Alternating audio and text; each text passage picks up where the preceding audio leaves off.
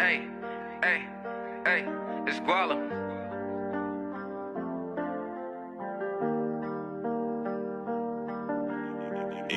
My mama used to say I was a piece of work. I took the block right over with a piece of work. I'm tired of head to toe look like a piece of work. My mama used to say, boy, you a piece of work. You couldn't beat me if you had my body. I hang by myself, I don't steal nobody. I'm standing still and you still couldn't stop me. I ride your bell like I'm waiting for copy. Check out my demo, look at my memo. I made a brick to me, it look simple. You couldn't see me outside of your window. This OG I'm smoking is old like your kinfolk. Don't know my pain, going through shit that done fucked up my brain. I had to beat all the odds, for being even. Nightmares I live in, you don't see me dreaming. They watch me pick up the pieces. They want a slice of the bread, I'm no pizza.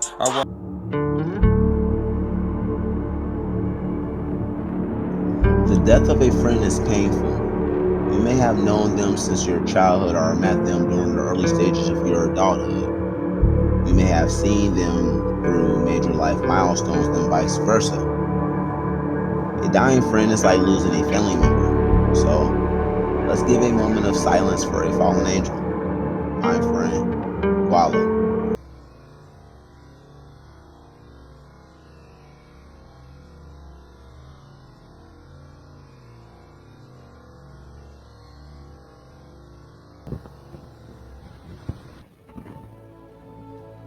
You never know how much you appreciate somebody's presence and energy until you come to the realization that you're not going to see that person ever again in this lifetime.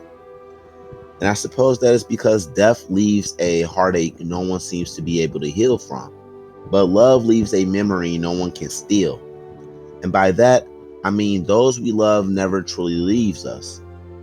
There are things that death cannot touch.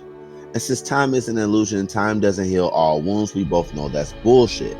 That saying or quote comes from a person who have nothing comforting or original to say. But we can't become what we want by remaining who we are. So, like all life challenges, I have to acknowledge this as another lesson to ascend because I never lost anyone that I held close to my heart before, so this is a first. But while we are mourning the loss of our friend, others are rejoicing to meet him behind the veil.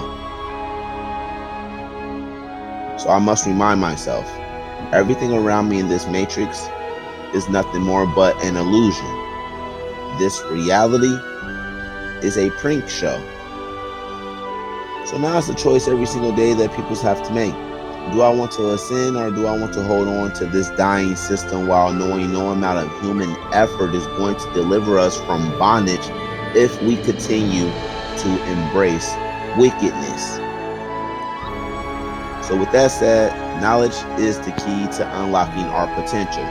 It gives us the power necessary to cast off the chains of oppression. So if you know better, then do better. Especially if you are one of those who are able to see beyond the shadows and lies of this culture, because while the masses are saying Black Lives Matter, those who are woke do not overlook the fact that it's a lot of black on black crime going on because we have been systematically taught to hate one another. It's a silent war taking place from us, by us as a whole in these inner cities. And it's the story of America. You hear it in the music and you see it in the movies. We celebrate failure. We celebrate the struggle. We celebrate demons. Now, I don't know if a black man killed my friend, but he died of a gunshot wound. He died from gun violence. And that's something we often die of, not by racists, but by gun violence. And since I have love for my peoples, I feel the need to address the elephant in the room because I'm fearless and I don't care what you think. I'm not here to diss my peoples, but I am here to speak the truth with no filter. Nothing less and nothing more. So with that said, someone has to point out the elephant in the room because someone who was on demon time took my friend who was a father of 5 with a baby boy on the way. his son will never get to meet his father because a coward shot and killed him. And when I found out this news, I felt like a piece of me died with him because we had the same eyes. We saw the worst of life bullshit, and we're still able to smile through it. And that's just who Mark was. He was a person who could lighten up any situation because he was always on a mission of celebration. But this guy didn't have to chase any thrills. He was the thrill.